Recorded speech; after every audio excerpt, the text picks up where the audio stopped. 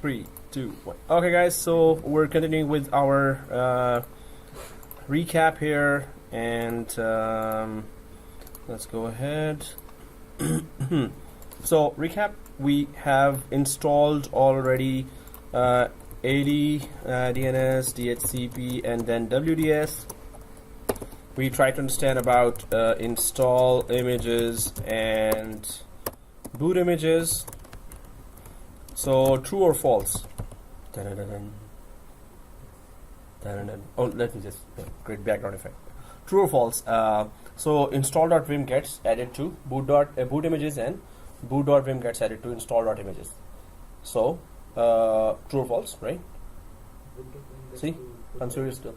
I'm not giving any facial expression here. Yeah, so true or false, right? False. Yeah, that's it, false. That was a deliberate attempt, yeah. So, exactly as you said, so install.vim, and yes, as you said, boot.vim. Anyone can tell me the purpose of both?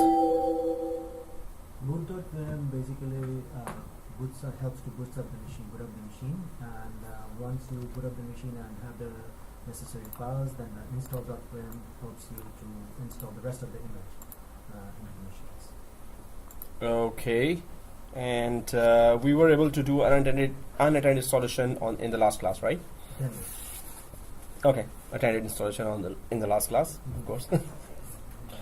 I was just trying to grab a new. Hey, were you having all this time a power nap or something? No. Okay. So that's good. We're all fresh. Yep. And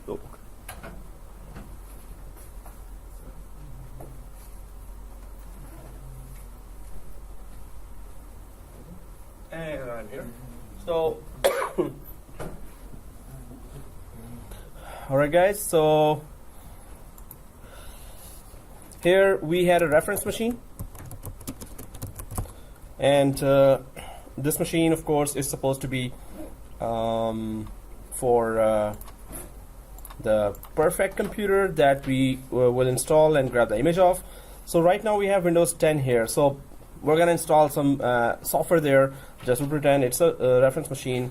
Now we have a reference machine, or we have a Windows 10 machine that we can pretend to be the reference machine. Right now it says just operating system, right? And we don't have any software. So what software we can get? Google Chrome, WinZip, WinRAR. Let's put something there and then try to grab this or capture this image. And it's going to be a tricky one, so let's see how we do that. So Windows 10, let's go to that. So start Windows 10 as well. I think we deleted all others, but we just need one Windows 10, the first one that we deployed, and it was joined to the domain as well, right? So we're talking about now CaptureImage. So there's only one, exactly, yeah. Hey, see, I can hearing sound. Okay. So CaptureImage. We capture the image of a reference machine, and how do we do that? So there are some points there. First of all, Microsoft recommends that best practice is it should not be joined to the domain, and by default the process is that if you capture the image, it will be joined at that process of capturing. The machine will be joined to the domain, and install all software and thoroughly check it. Check it. There's no you.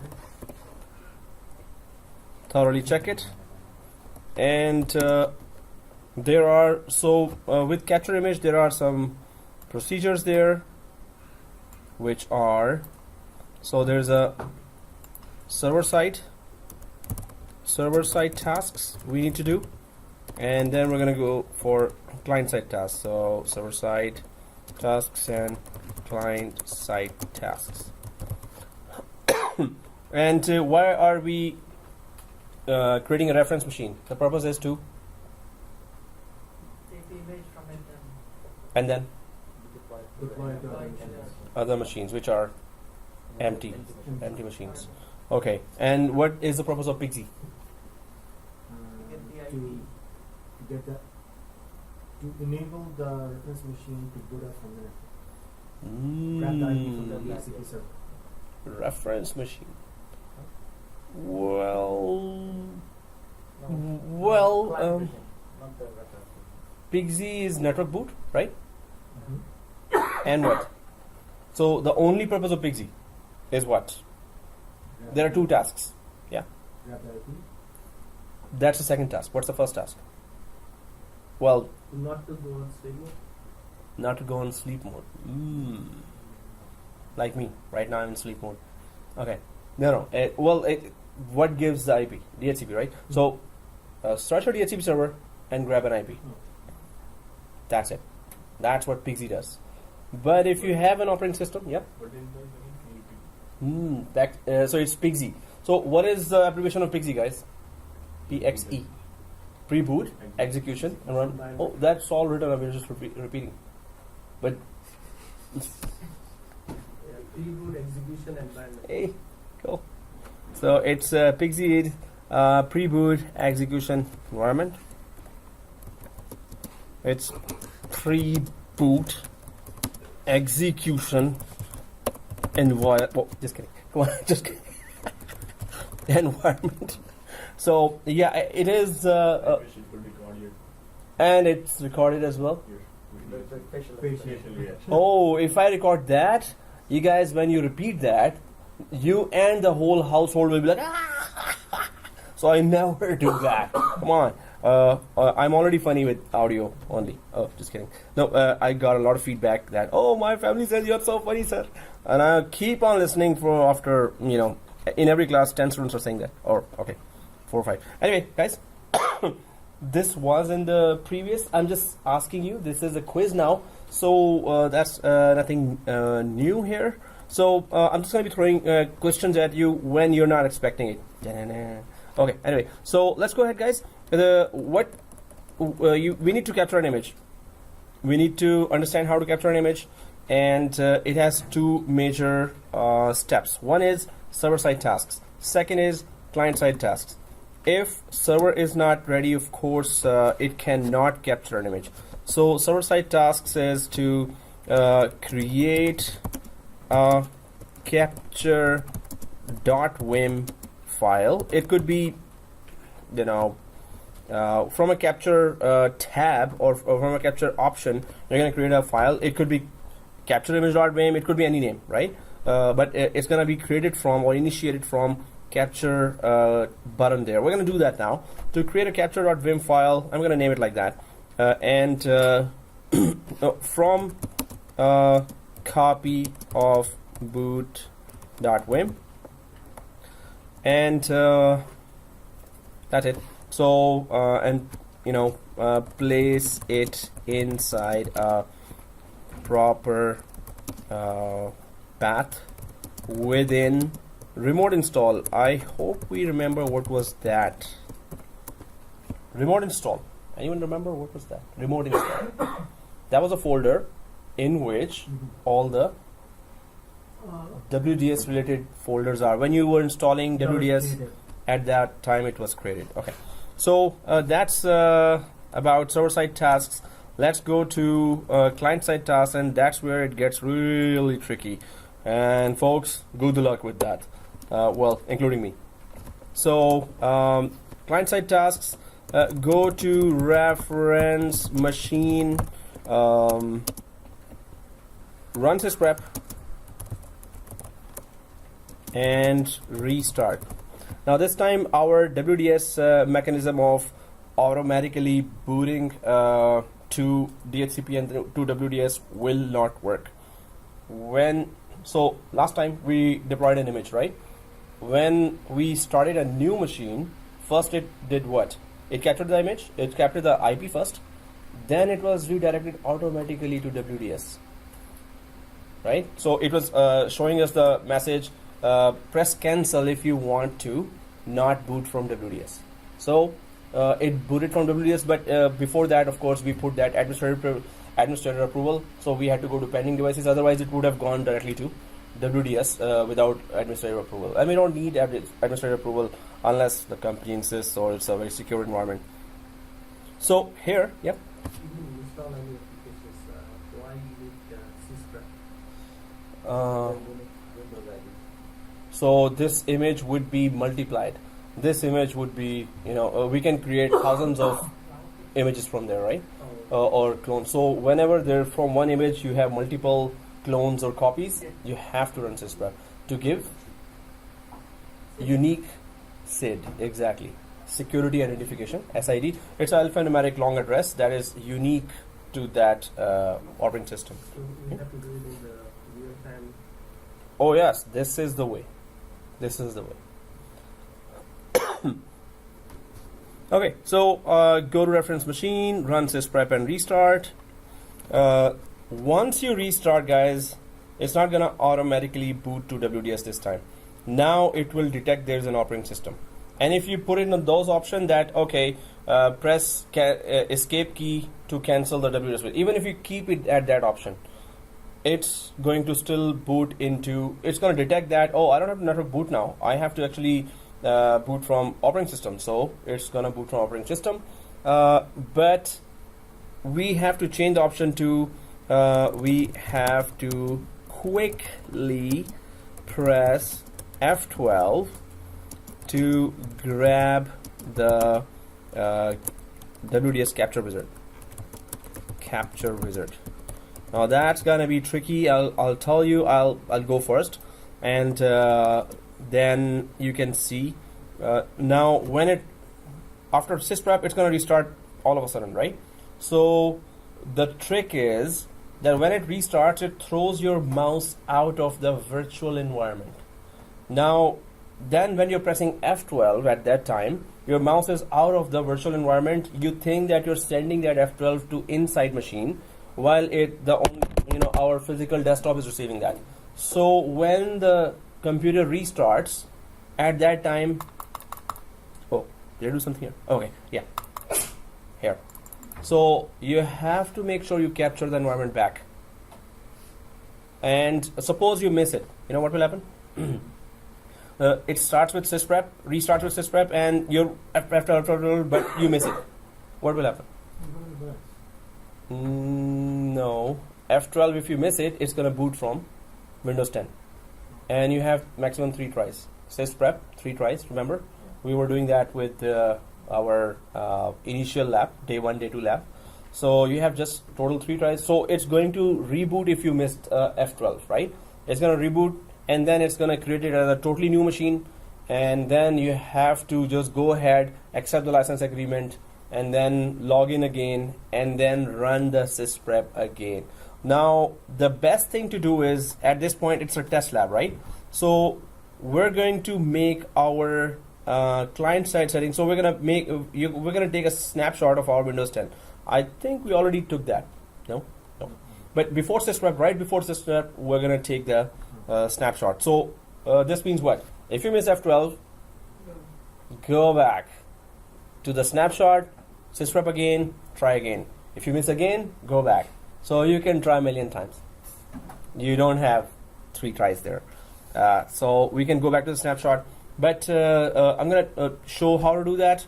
And then we're going to go ahead. There might be some errors. But ultimately, what the main purpose of the whole lab is, grab the whatever is installed in the C drive, grab the image of all that from Windows 10, and then upload it to WDS.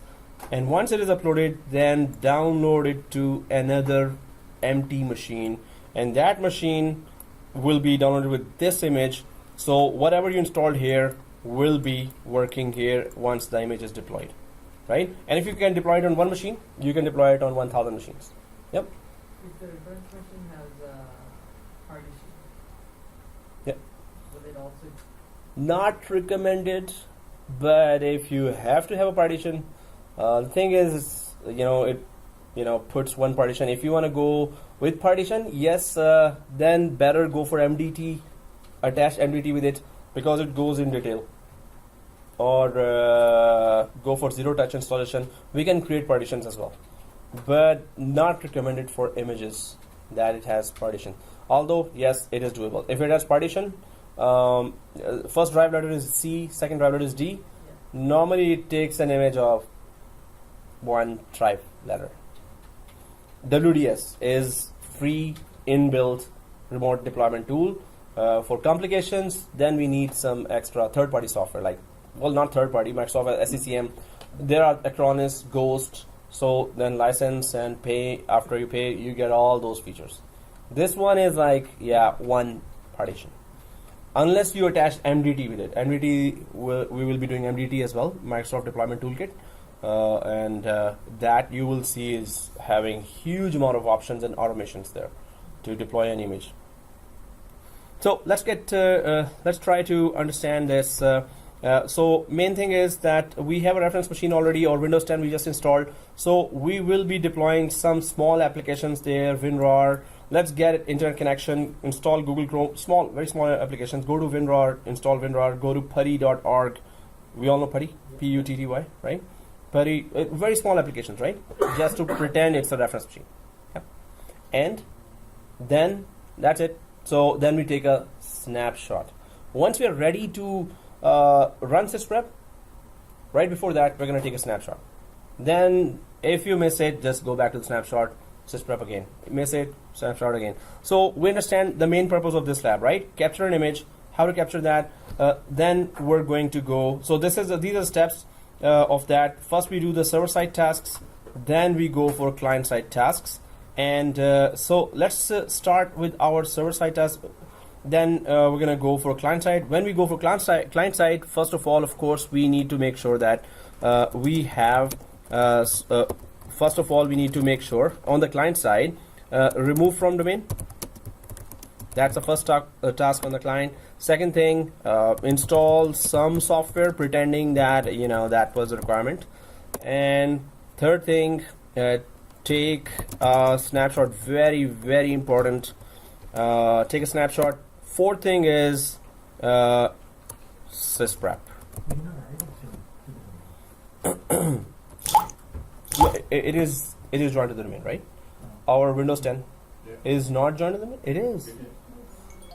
Try to log in from NetAdmin. We are able to log in. Guys, did we check the Windows 10? Is it joined to the domain? check it? It doesn't work. It doesn't work? No. The Windows 10? Yeah. Does it start? NetAdmin, and then I put the, it doesn't say some. Okay, I'll check that. Did you start it? Yeah. Okay. If If lock it out and see. yeah, but if it is not joined to the domain, it's good because we are going to remove it if it is joined to the domain. But it should be joined to the domain already when we deployed the image, right? I'll check. So these are the 4 very crucial tasks on the client machine, and the rest, if we make it, then we have to keep going ahead and just grab the image. But you have to be very careful about many other things. So guys, first of all, let's check our environment. Are there any questions here? Yep.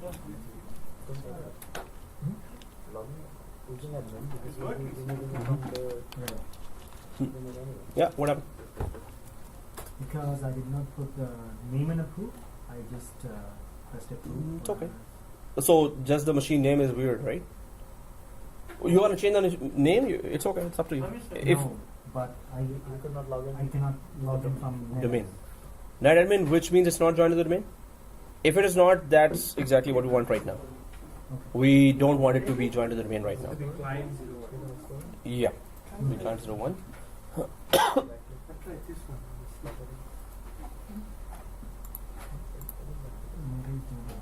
Oh, because this is the name?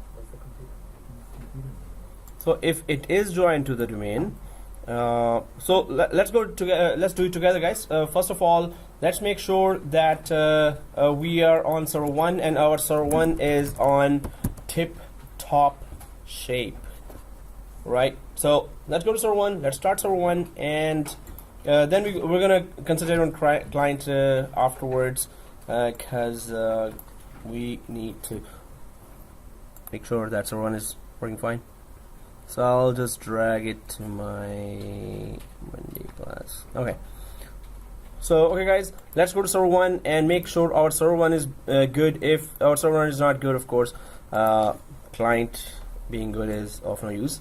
So I'm gonna start Windows 10 and leave it at that. Let's go back to server 1, and if we are logged in, are we all logged in for server 1 with NetAdmin? Yes. Okay, thank you for the reply. Yeah. Server 1, right? You're still using C drive 1, right? Yeah. My, the other one is working, the 10 admin. Okay. Cool. I'm still in the Starting? local rather, not the SSD. Uh, I'm still in the but you have done the WDS lab in the C drive 1, right? yeah, see, Oh, now you have to stick to it until WDS is finished. Hmm? Until WDS is finished, you have to work on that, because WDS is installed here, right? Yeah. So change that. So you know how to change the expired password. Cool. Okay. So guys, server 1, everyone logged in? Okay. So on server 1, we on the left side see DHCP, DNS, WDS, right? Server 1, it's loading. Whoa, man. So you just started server 1 and Windows 10, right? Okay. Cool. Alright guys, so let us go ahead and try to be on the same page, but there seems to be some problem here, so let us go and fix that fast. Okay guys. Huh? Okay guys, so let's get going finally, and I resume already. Okay, so here, hey, somebody close the internet. Anyway, so first of all, let's go to tools on server 1 and go to WDS, Windows Deployment Services. So that is way down on tool server 1, tools, Windows Deployment Services. So this should be open here, this one. Expand servers, right? And server 1. So we should be seeing install images, boot images, pending devices, multicast, transmissions, drivers. Do we all see that? It's loading, right? Loading? Done? Okay, so there. Okay guys, so let's go to boot images, because first we need to do the server side task. When we say that we need to do server side task, what we mean by that is that we need to prepare the server to accept a captured image, right? Again, so we need to prepare a server to accept a capture image. Now, how do we prepare a WDS server to accept a captured image? So let's go to boot images. I hope everyone is there, and then go to Windows 10 boot.wim file. When we right click this boot.wim file, you will see that create capture image option is there, right? So what it will do is it's gonna copy all the boot files of Windows 10, and it's gonna add some capture image related files as well, and it's going to be able to receive the captured image, or whenever there's a Windows 10 image that is captured and being uploaded or copied, it's going to be able to add that or accept that as a captured image. But for that, we're just gonna go to this option here under the boot images and then Windows 10 to create a capture image. Now let's click that. There is one very, very important thing, and that is that the path has to be El Perfecto. So I'll be putting it. So I'll just open another slide here. That's where. Okay, guys, I'm showing this slide here, that shows a path. Now WDS saves all its x64 and used to be 32-bit images, but now 64-bit images in this path. If you do not put the capture.vim file that we are about to create now, if we don't put it in this path, then the server will not be able to capture images. So the simple thing is, we are about to create a file called capture.vim. We have to put it in this path, so the server could be able to receive captured images. So simple, right? Okay, let's go ahead. No, any questions? We're gonna do that, but do we understand what I'm saying? Okay, exactly that. So basically, this path is like for capturing. That is mainly the reference path. That's where it should be. So I'm gonna keep this path here, and I'm gonna explain that now in a diagram. Let's do it. So let me just create that because it's very messy here. So there's a WDS server and there's a reference machine that we will be creating now. So WDS, so AD, DNS, DHCP, and WDS. But now we are creating. We already have what? boot.vim and install.vim. We already have that for Windows 10. Now, in order for the server to actually be able to capture the image, we have to have capture.vim file, right? That capture.vim file will be created and will be saved inside a specific path. And what's so that's what I'm saying, that if you create a capture.vim file, which we are about to create, and don't save it in this path, which is, we're going to do the whole lab now, we're going to go to this path, we're going to save that image, so then the server will not be able to receive this file and understand what are we doing here. So when you're capturing c:\/ from a reference machine, you've captured the whole image, you're about to put it here. When you're about to upload it there, it's going to give you an error. Server does not recognize this image. What is this image? I don't know.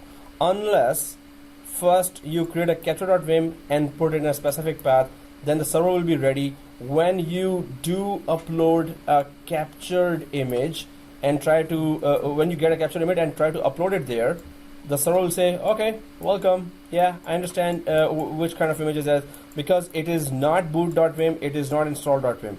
It has something to do with capture.vim, because it has captured the whole, it understands the format of the image that is coming from here. It is a captured image, right? So this server will be able to understand the format of a captured file, because the file we're gonna capture the whole image.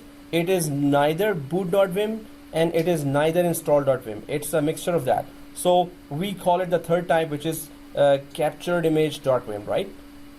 Mm-hmm. If we are installing the WDS in different machine, not in the same like AD, that's exactly the same way.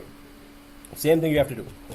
So the main thing is, on the server side, if you don't do this task, the server will give you error when you're trying to upload an image to it. It's gonna give you an error. It's gonna reject the uploaded image. I don't understand which format is that. It's neither boot.vim, which I understand, and it's neither install.vim. So what is it? So we're trying to first explain what is a capture.vim image. Then when we upload, it's going to not give you an error. Yeah. if there is a partition in the server? WDS is not advanced, so it is a free built-in software. It's not going to accept that. You can go for It has to be C drive, one partition, and C drive. So and if you want to go ahead, you can go for SCCM, Acronis, and all other paid softwares that can do any customization. All right, guys. So server side task, let's do that. We were on this server and we were doing this. Then we're going to go to the client side and we're going to do a lot of tasks there as well.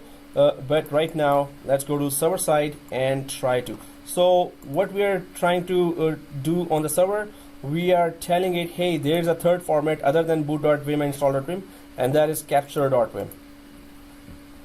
So it's saying, okay, I'm about to copy from boot.vim file what name you want to give it. So we're gonna say capture win10. Capture win10. I'll copy that.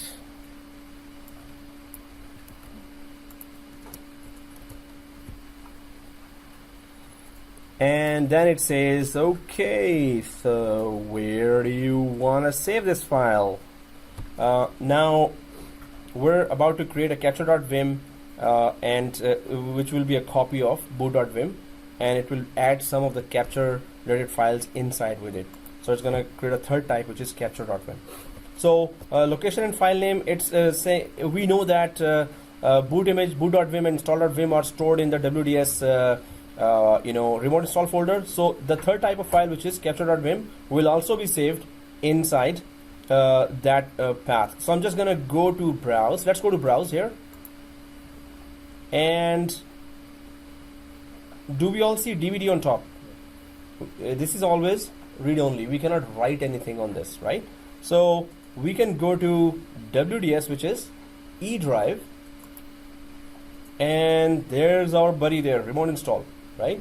So do blue click remote install, and then we go for boot, then we go for x64, this one, then we go for, I check the link now, images, exactly, x64 images. You got this right, senor. So then there is no folder called images because we need to go to English US, huh?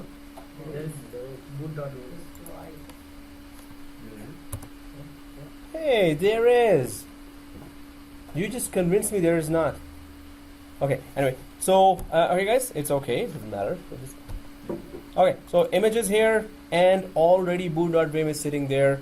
We're just going to create another type of file called capture.vim.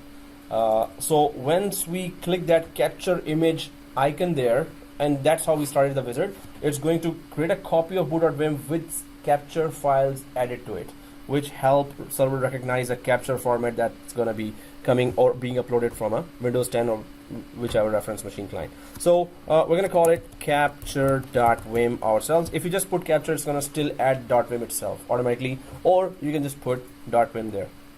Whatever name you put there, it will have the boot files and the capture related files inside now, right? Is it going to create the file by itself? By right now? We're just giving the name. It's going to put all the files inside and capture files and boot files inside. But it says that, hey, put it in the right path, and second thing, give it a name. No, like we have specified if it will generate the name by itself. No, it's not going to generate itself. We have to generate the name ourselves. So we're going to give a name. It needs a place and a name to put its boot files and capture files inside. So it's asking us where to put, and it's asking us what name you want to give. So basically, that's we're creating a Microsoft document. The document with the information will be saved. Yeah, information it's going to save. And if you don't do that, when you're uploading a capture image, it's going to give you an error, right? So we have to go through this process of creating this file. So guys, capture.vim, if you have put that, and if you're on the correct path here, so click open. So the path should look like this now: remote install, boot, x64, images, capture.vim. If it is capture, and make sure that you've added this, because when we are about to deploy that captured image, it's going to, we have to look at this, and it's going to show this at that time. Hey, you want to go for the capture image, or you want to go for that CD based image that we deployed in the first lab? That we don't want actually. So if your path looks like this, let's click next. Extracting image from the source image file, creating capture image. So it's extracting the files from boot, and then adding some of its capture files, and it's going to create that capture image here.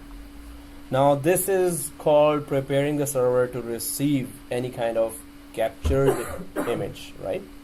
So captured image, if you want to create these are steps. These are the steps that Microsoft tells us to do.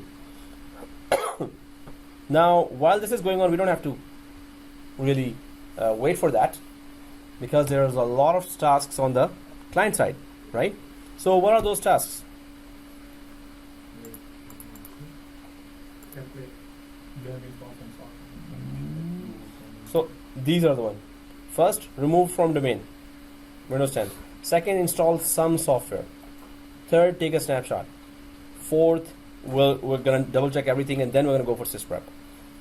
So I'm just gonna minimize that first. So while the capture image is being created right now, we're gonna go to Windows 10, right? And well, it has created that admin. I think we all created the admin account, right? So I think some of us are logged in from NetAdmin, so I'm just going to go to other user and log in from NetAdmin, because everyone is logging from NetAdmin, I guess. Okay, so you logged in, right? So I'm just going to log in from NetAdmin here.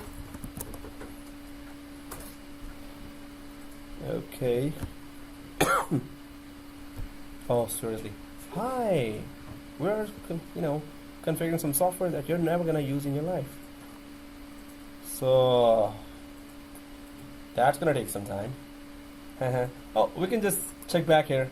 Oh, we can check back here. Oh. So if you're inside, we need to disjoin it from domain. Basically, that's the next task.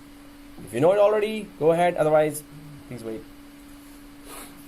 All you need to do is, let's start here. So maybe, there you are. Okay, so guys, if you're already logged in from NetAdmin, let's disjoin it from domain.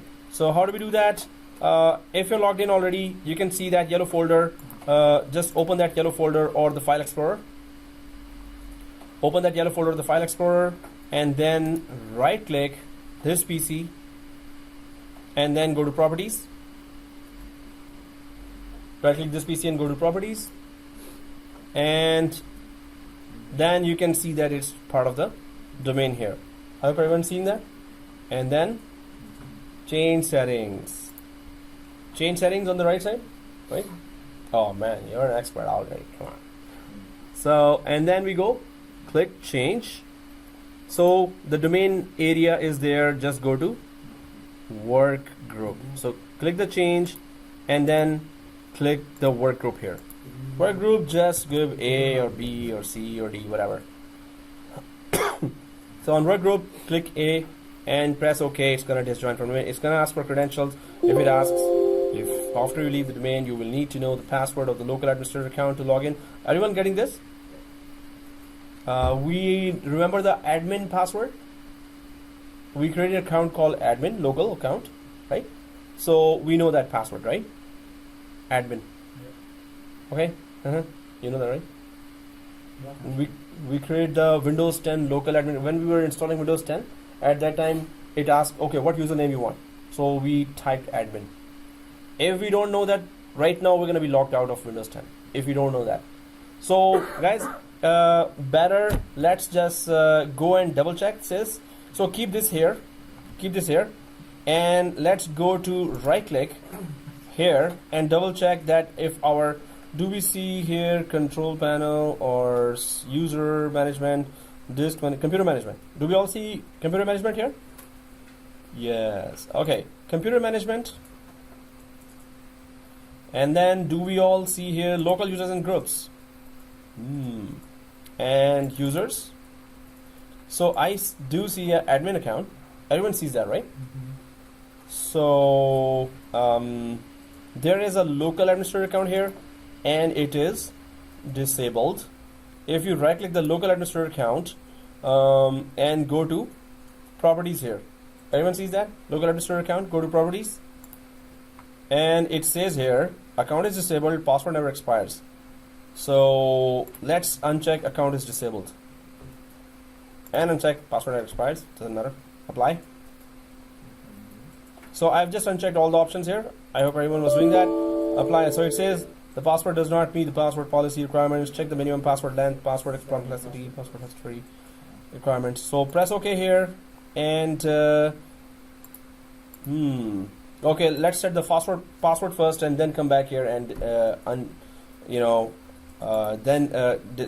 undisable it. That's a new word, undisable.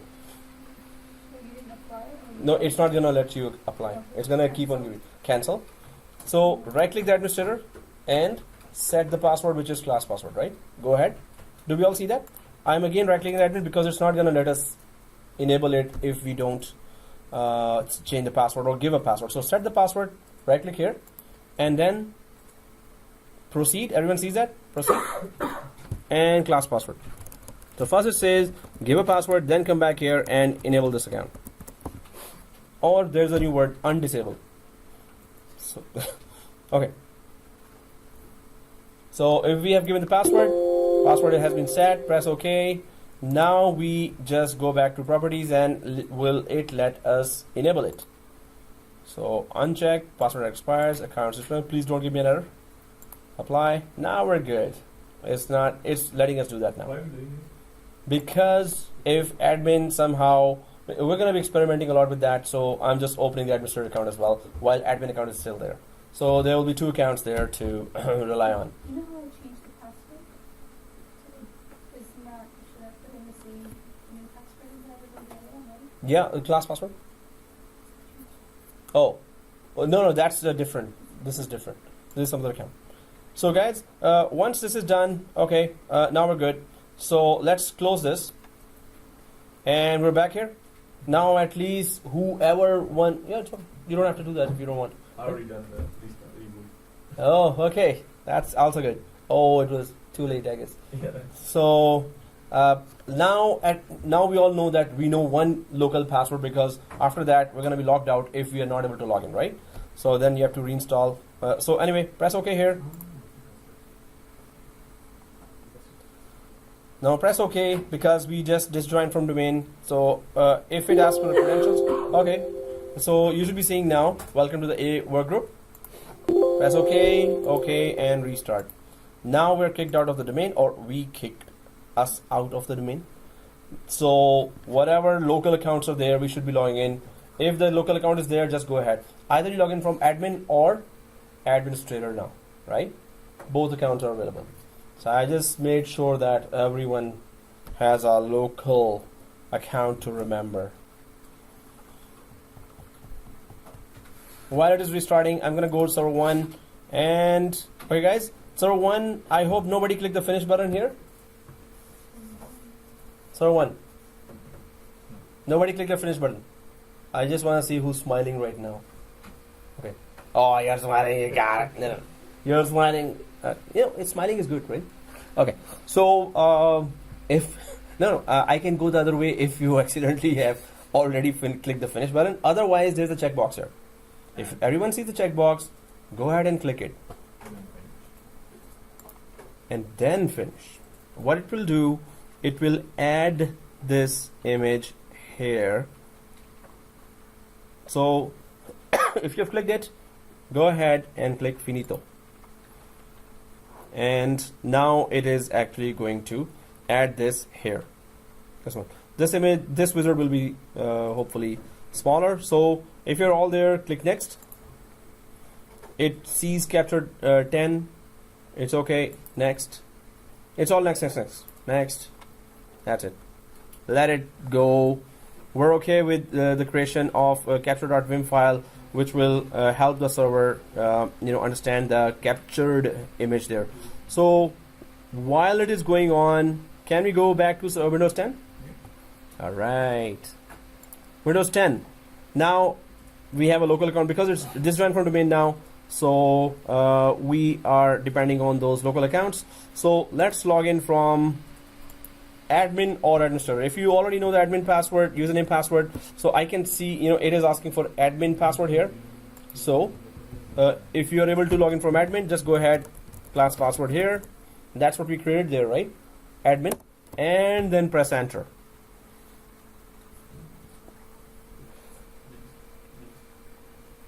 Okay.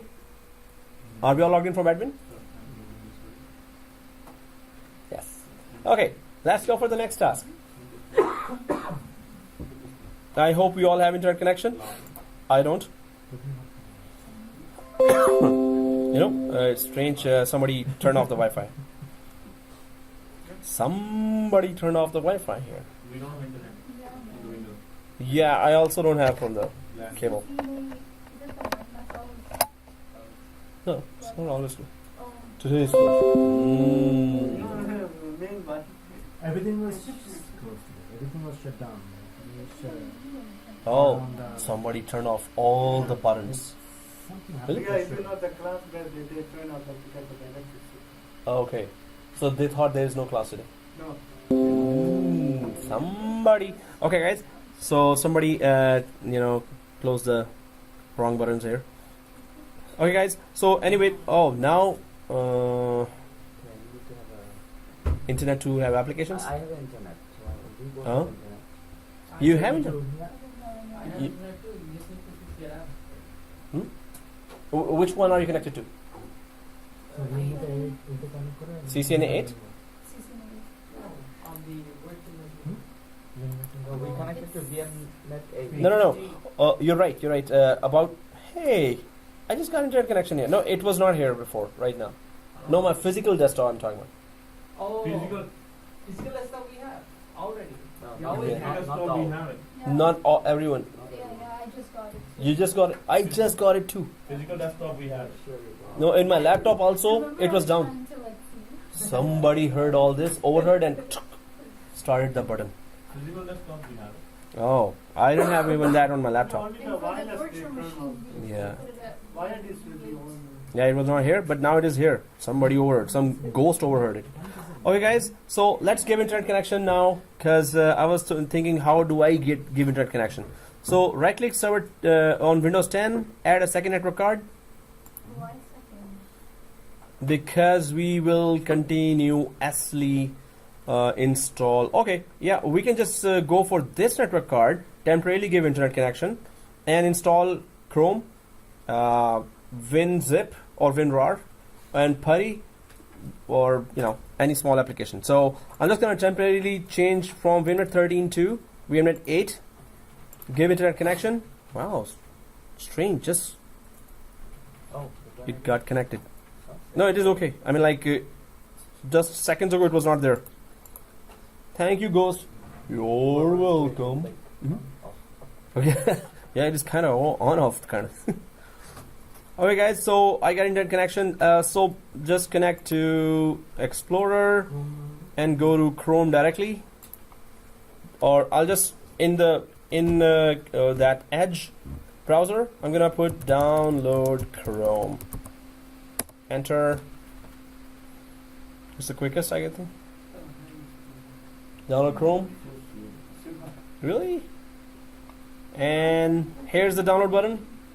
Download Chrome. Just type download Chrome in the browser. Go to Bing. Okay. Download now.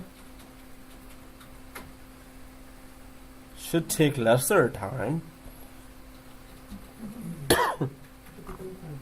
Guys, normally we don't have to install these applications, but when we click download now, can connect securely to this page. Yay! What? Guys, we all have in our physical desktop and C drive and ISO Chrome browser.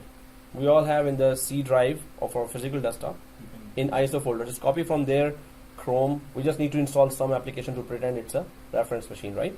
So you can see here, if I go to it's my laptop actually. So go to C drive of physical desktop, and then just go to ISO folder, right? Okay, you have it. Google Chrome standalone. Yeah, Google Chrome standalone enterprise. So you can see this. Okay. 57 minutes. This. Okay, I keep saying this and it's not there. So Download in 7 hours. in 7 hours. That's good. Coffee I'm table. able to find, like, Chrome coffee table. programs, C-drive programs. Program. No, go to physical desktop C drive and then ISO. I have to make Physical desktop. Minimize VMware workstation Got it. and copy paste. So this one, guys, if you see this one, Google Chrome Enterprise.msi. This one, this one, this one, this one, this one. Okay. Right click, copy. Now I'm gonna come to your computer. You should be seeing Putty there, or you should be seeing Foxit Reader there. Guys, even if you have one software, that's enough. You don't have to have 3 software or 2 software. Well, we're still pretending, right? So, and it's not pasting. Okay, guys, if it's not pasting, there's another way. Install VMware Tools. We don't have. Did we install VMware Tools? Nope. No. Let's install VMware Tools. Yay! That makes it longer. Okay. So click VMware Tools and then go to this. If this pop-up comes, it's okay. Otherwise, go to the yellow folder. Go to this PC, and you should be seeing this in the DVD drive. And double click. Next, finish, restart. VMware Tools always requires a restart, right? So double click that. Otherwise, you won't be able to copy any application there. Yes.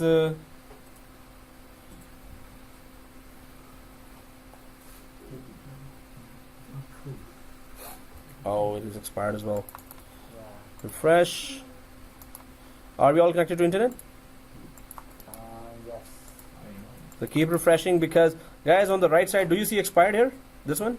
Mine is valid for 90 days. 90 days. Cool. Yours is also 90 days, right? Okay. Yours also 90 days? Oh. After expiry, the Windows server, you can remove, you can extend. It's, SLMGR command. No, but if you're connected to internet, you just refresh, and one day, Monday or Sunday, it's gonna change from expired to 90 days. So here it is. Next, if you see this, next, finish, install, right? Restart. And go ahead and restart. Install, restart. Expired. Refresh. You know, we had too much coffee, too much good tea from Mary. She has run away from this course. She was making like 4 or 5 or 6 or 7 cups.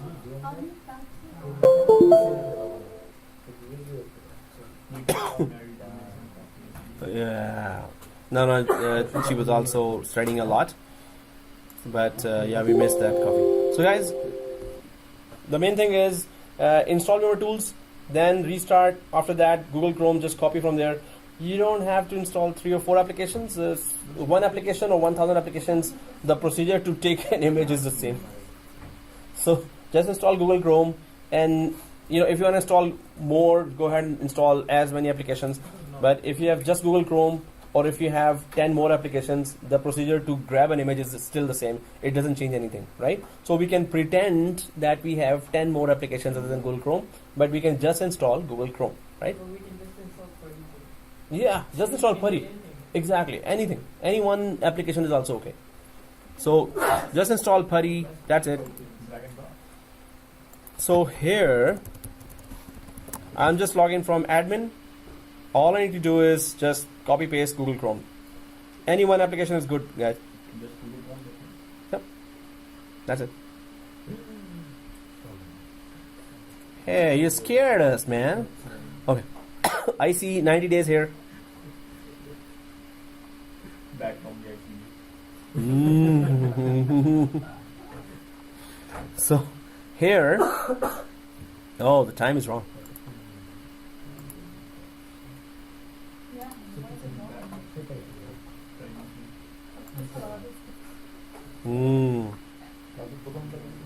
That time automatically.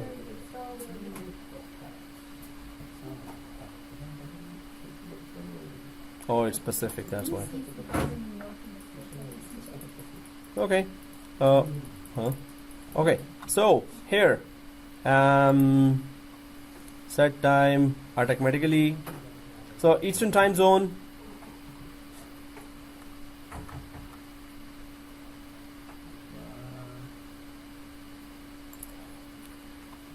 Anyway, are we logged in? The main thing is Google Chrome there, or is any one application there?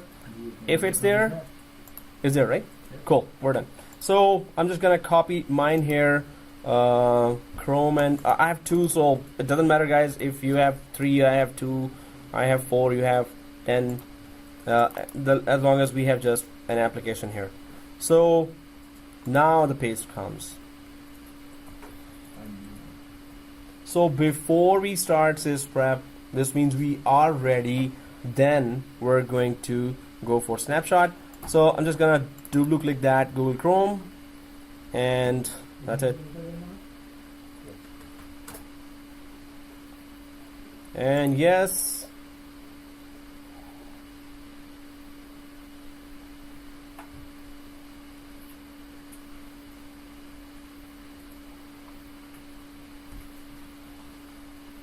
oh, thought it was a very small software.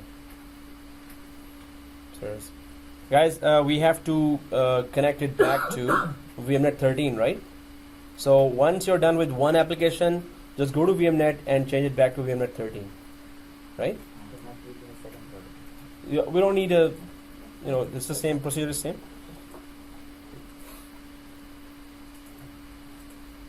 Oh, amazing! Google Chrome is very small.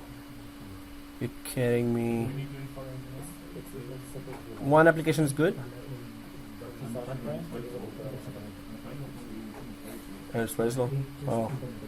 Oh, there you go. So Google Chrome is there. Enough. That is enough for me. So I'm just gonna right-click Windows 10, go to Settings, and simply change it back to VMware 13. We need to communicate with the WDS server. VMware 13, and press OK. So now we're let's check our steps here to create to be near to that configuration of a reference machine.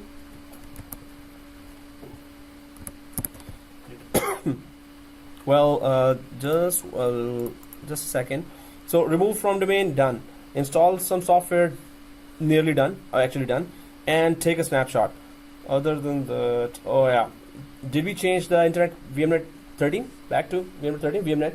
So if that is done, let's go for this snapshot, because right after that we're ready to do Sysprep, right? Although we're gonna go back to server and make one last change there, but that has nothing to do with the snapshot of this Windows 10. So I'm gonna just close the Chrome, right click Windows 10 here like this, and go to snapshot, and go ahead and take snapshot while it is not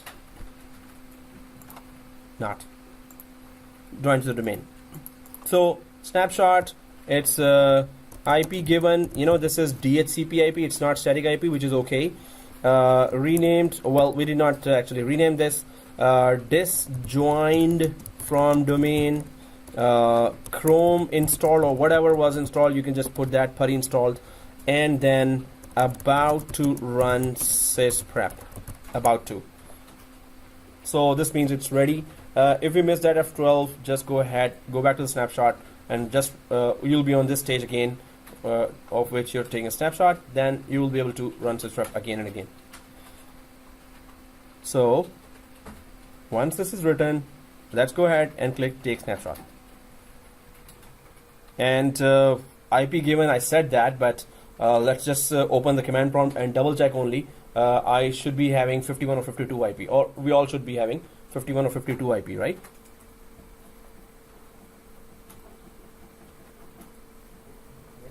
Okay, so I'm just gonna go for take snapshot, and okay, now it's 2 of us. Yes. Yeah. Okay, guys, so I'm just gonna open the CMD just to check. I still have a DHCP IP, and CMD. Oh, serious. Yeah. So IP config 52. Okay, good enough. As long as it's coming from DHCP, we're good. Right? Everyone is CMD? Google Chrome installing. Yeah, let's check. Oh yes. But you took a snapshot, right? Did you copy from the serial? No, it doesn't work. I don't have the thing. Oh. I use Yeah, same thing. You can run it on PowerShell or. No, yeah, it's gonna take. So after that, you know how to take a snapshot, right? I just copy it. Not that. I just copy and put it. Perfect. Okay guys, so this is it. Windows 10 is ready as a reference machine. We need to grab the image, but before that, let's go back to some final touches on server 1. And here on server 1, I think this is what you're seeing there. The selected images were successfully added to the server. If you see this, go ahead and click finish. On server 1, now you should be seeing this. Capture Win 10. So if it is there, that's okay. But let's right click on server 1. There is one other change that I want to show you. So let's click properties of server 1 here and go to our boot tab here. So here you can see that it is already on continue the PXE boot unless the user presses escape key. That was good enough when we had an empty machine. Now we have a machine with an operating system. This is not gonna work. We checked it so many times. So yes, we have to go back ourselves to require the user to press the F12 key. But before that, we never used to use the snapshot option. Now it's like unlimited options we have. Unlimited time we can just press F12. If you miss it, it's okay. Just go back to snapshot and restart Sysprep it again and F12 and don't miss that. So okay guys, if you have done this, require the user to press F12. Now it's gonna give when that machine restarts from Sysprep for 3 seconds maybe. It's gonna give you F12 option there, 2 or 3 seconds. So while you'll be pressing, okay, I'm gonna tell you that. But anyway, if you click this option, click apply. What option? Reply? Yeah, this one. On boot. You there? That unlock. Yeah, both. Known and known. Okay. Require the. So you press right. You click it right. So apply. Okay. Now we're ready, guys. So what's the plan here? The plan is that I'm just gonna double check if it was on VMware 13 for me. Just double checking. And second thing is the firewall off on both machines? Is the firewall off on both machines?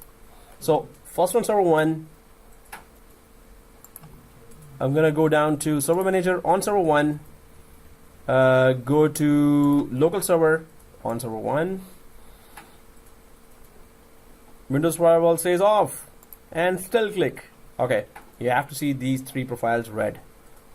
If they're red, then only you're good. Tanesh, you're good. You good? Yeah. Okay. You took the snapshot? Not really, What? For me also. Oh, you're downloading from internet or you copied from I the? don't have the file of the share. Oh, okay. On C drive, it's not there in ISO. Okay. Yikes. So let me know when you guys are done. So guys, I'm just gonna check the firewall of Windows 10 as well. If the firewall was on, then we can take another snapshot, or we have to remember that turn off the firewall of Windows 10 every time. So how I'm on Windows 10 now, and how to disable the firewall here. So right click on the Windows and then where to go? Network connections, this one, network connections, and then the firewall should be here somewhere. Ethernet. There it is. Windows firewall. Ethernet, Windows firewall. And yes, it is open, guys. It's not gonna let you capture the image. So go ahead and tin. I'm tired.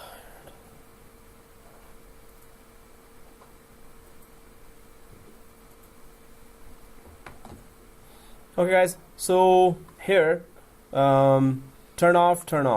See this? If it was on, we'll be just scratching overhead what's not working. So well, let's take another snapshot, because then we're gonna come back to that snapshot where or you can just always, when you come back, just turn off the firewall. We might not always remember that, so let's take another snapshot after the firewall is off. Take snapshot and firewall off, IP given, seriously, and disjoint from domain, about to run Sysprep. All right. So now we're done. And we're not done with Google Chrome. I wish we were installing PuTTY. That was really small. So any other app that I can. PuTTY.org. You can go to www.putty.org. PUTTY.org. No, keep it running. Oh. Well, if you put that firewall off, make sure firewall is off, and you can just take a second snapshot, and whenever you want to come back, just come back to the second snapshot, which has firewall off. Or you can just put in the second snapshot, all previous and firewall off. So click take snapshot here. So all previous and take and bring firewall off as well. So I'm just taking snapshot of this. Okay, guys. So now it's time to.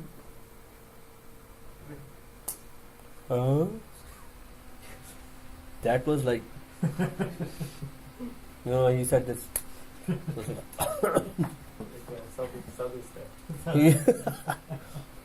I'm already shivering.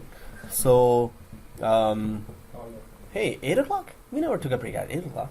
But we're waiting for two guys, right? Well, it's still Google Chrome. Wow. So we could go for putty.org. Okay, I can make it faster. If you have a Resuming now. Okay, guys, so we're ready, and the steps are next steps. Let me just explain that, and let's be careful. So we're gonna run Sysprep and and then we can shut down or start. We can choose that. So click generalize, and then click. Okay, no, it's click. So then click generalize, and then so I'm gonna select restart because after when it restarts right away, it just gives you 2 to 3 seconds to select the F12. So what I'm gonna be doing as soon as I restart, I'm gonna be clicking, and F12 both at the same time. I'm gonna do click, F12, right? Both at the same time simultaneously. So this means I make sure that the screen is grabbed and F12 was pressed inside the virtual environment, not outside the virtual environment, right?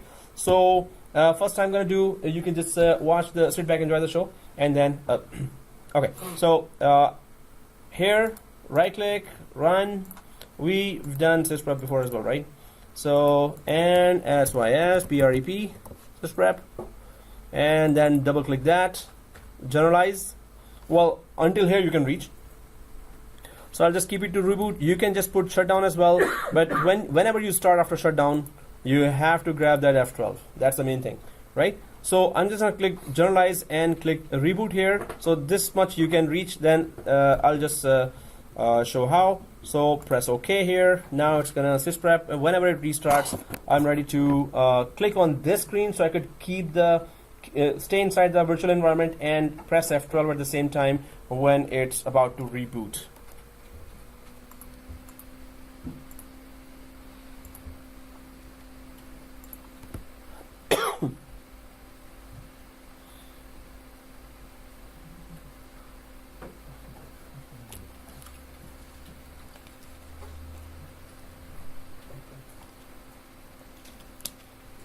Why did I mention T?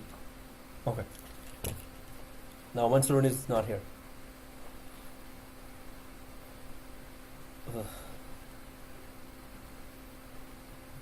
So all of a sudden it's gonna restart, and that's it. Just dun dun dun dun dun dun. Okay. Oh, MDT. Yeah, MDT we have in all ISOs here. So that would be also our next one. So I think you're doing that. No, you're not doing that, right? Moses, you're doing this. You're actually doing with me, right? Yeah, I'm doing it. You're also doing that. Who else is adventure lover? Okay. Oh. But you know that click after F12 simultaneously. Tug. Oh, there it is. Warning. Whoop whoop. Warning. Whoop whoop. Okay.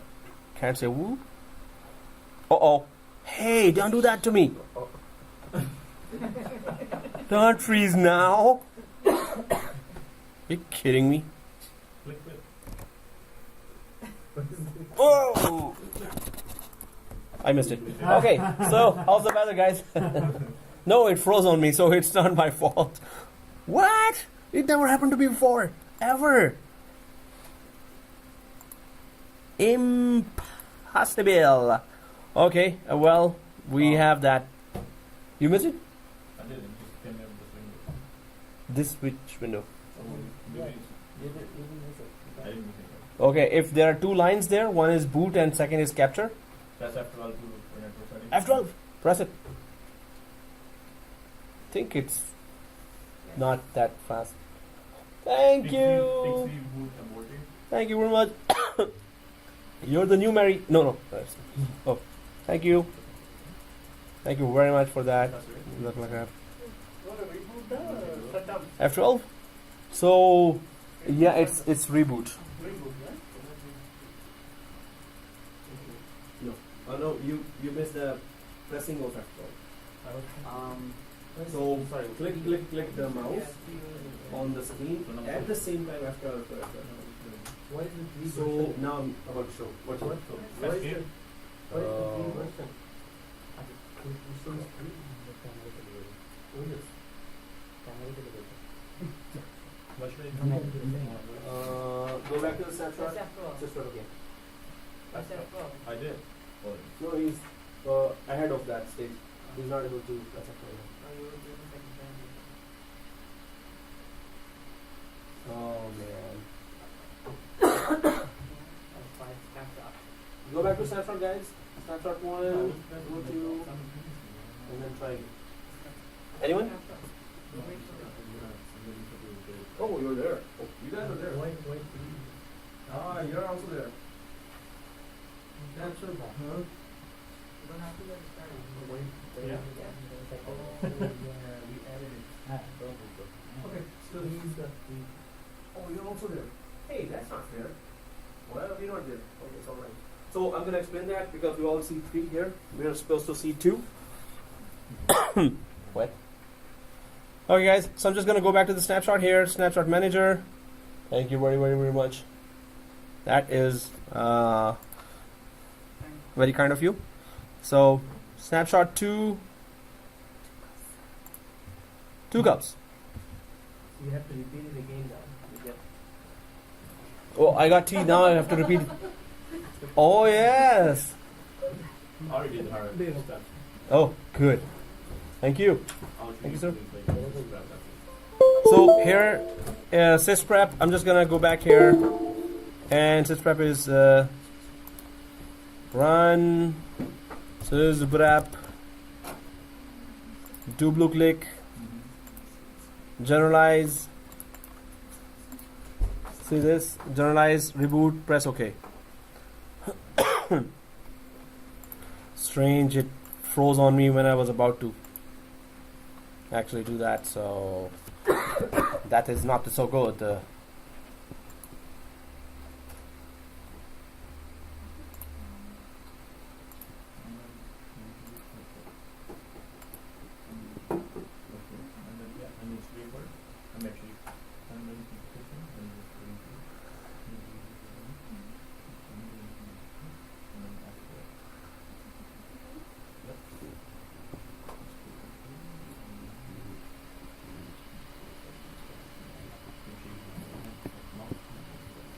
Same?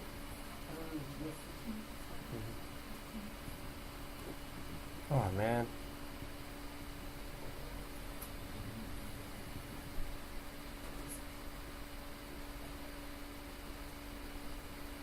Is that? So you just have to run Sysprep and press F12 as soon as. So we have to click this area and simultaneously press F12. So I went back to snapshot and doing it again.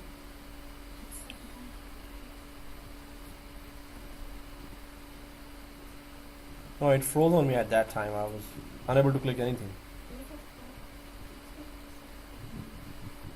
What? When it restarts.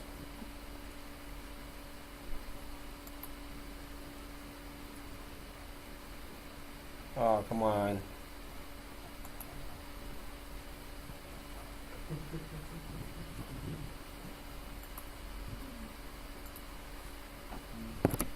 Can't make a mistake. Oh.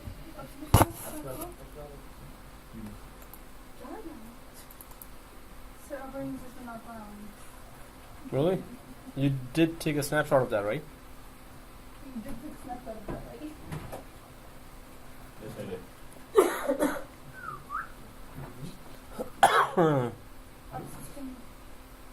Ah, come on, restart already. It's too much suspense now. That's exactly what I was saying. Ugh.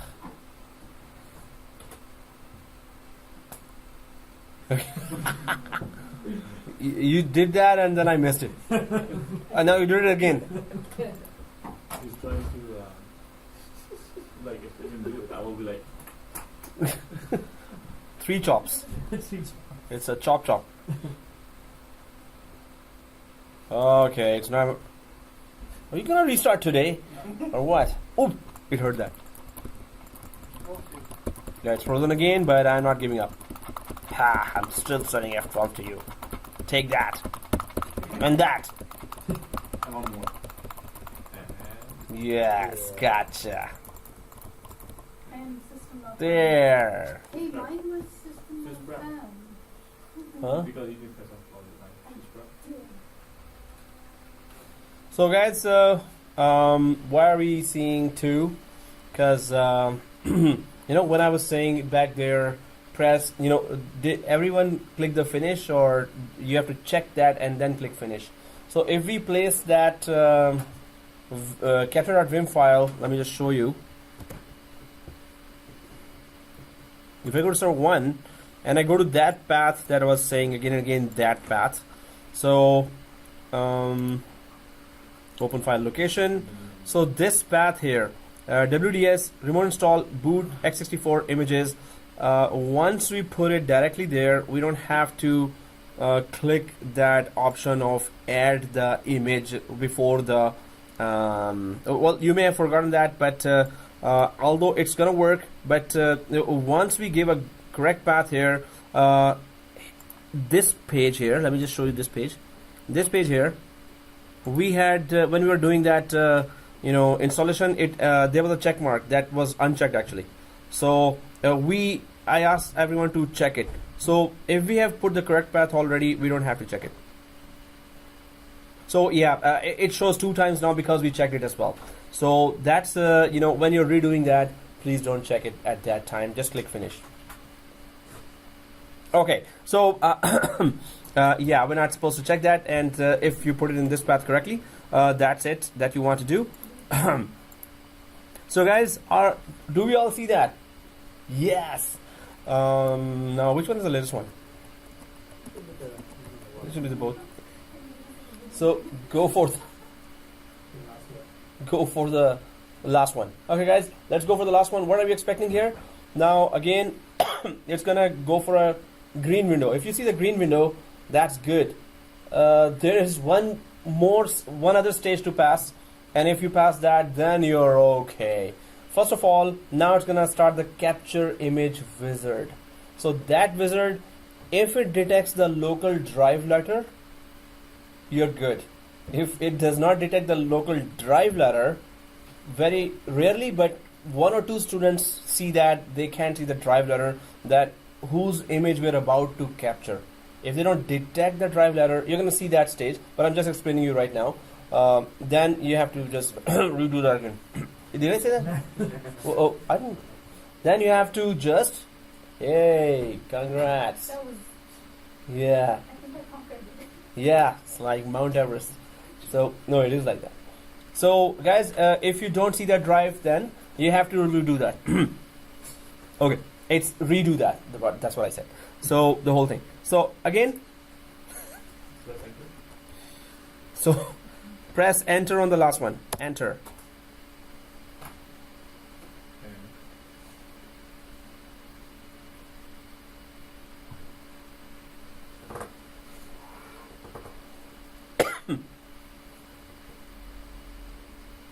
So if the wizard starts, that's one. Congrats. Yeah, this one. So on second, third page, third or fourth page, it's gonna be trying to detect the local drive to capture the image of. So, and showing D. Hey, if it's showing a drive, you're good. So guys, click next here, right? Is that recording that? Yeah. Okay, next. And there it is. If we drop down here and you don't see a drive, then you have to, you know what, or we do that. Okay. So, oh, thank God. Okay, so D drive here. And why D drive? We're going to discuss that. But first, please confirm everyone saw that? Yeah. D drive. Everyone can see the D drive, right? Finish? But that's awesome.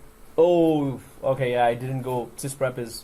Yeah, it's been a problem. It's like, you know, Abu Bakr, Yeah. chop. Chop, Okay, chop. so okay, guys. Here, why not? This is the drive it's about to capture. We know it was C. Why is it showing D here? And later, it's going to. We're gonna see that when we go into the D, it's gonna show all the folder structure of Windows 10 that we want to capture. So normally it grabs it. You know, that C drive means that there are boot files there. You know, some of the files would be active.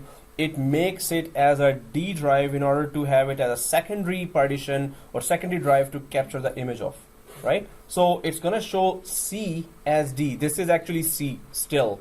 When you restart, it's gonna be C drive, but here it's just showing D, so it could capture the image.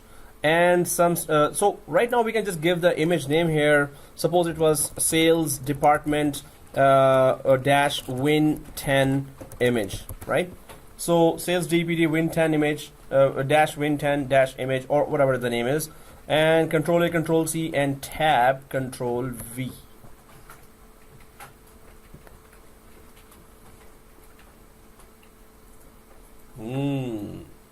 Maybe you want to restart that just to, we went back to the snapshot, but if you restart and then try again, and you can just log in from administrator as well instead of admin, it might work. It's the admin. Yeah, it's okay. So, but we did change the password of administrator as well, right? Yeah. So you could try another account as well. Okay, guys, here's sales department and press next. Suppose it was for that. Now there are two things that we need to understand here. One is that it's going to upload image to WDS. If it detects that, it's going to upload that. Second thing is which is the bright thing, which is very good to do. Is you said something? Path? Yeah. So no, two things here it's going to do. One is over the network upload. That's this option. But the above option is, this is very good.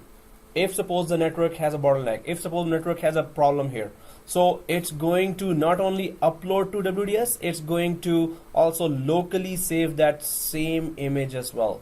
So two places it's going to do. If network, because you're uploading right now, suppose a 10 GB or 20 GB image, there is a possibility that the network may go down at certain time. Even if it's at night time and nobody's using that, network can anytime have a problem. But it's also saying, hey, you want to save it locally? Actually, it's not an option. You have to do that. You're capturing the image and it's a lot of effort you did. Now you don't want to lose it over the network, right? So network upload, keep going.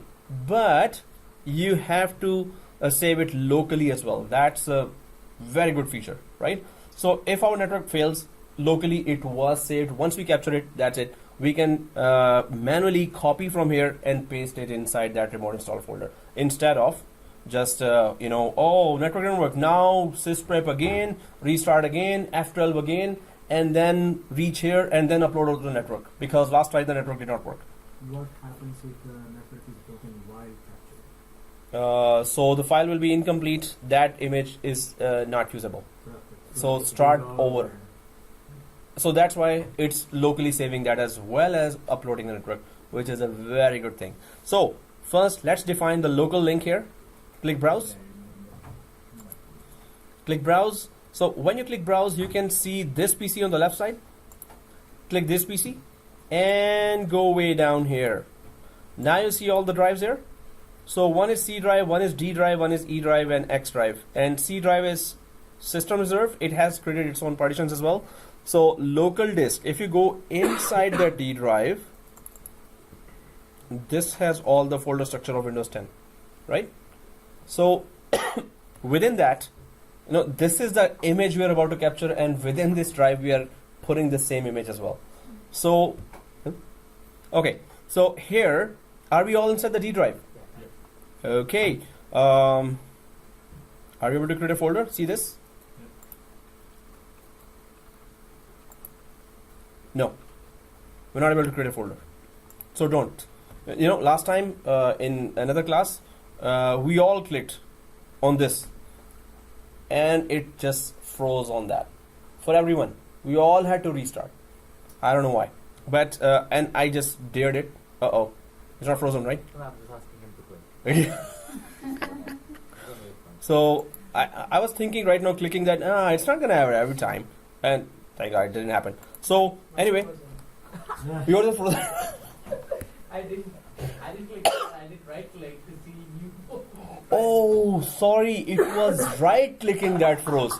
So thank you for reminding me. Yeah, I really forgot that. Really. I was about to do that. No, thank you for reminding. I forgot that actually. Okay.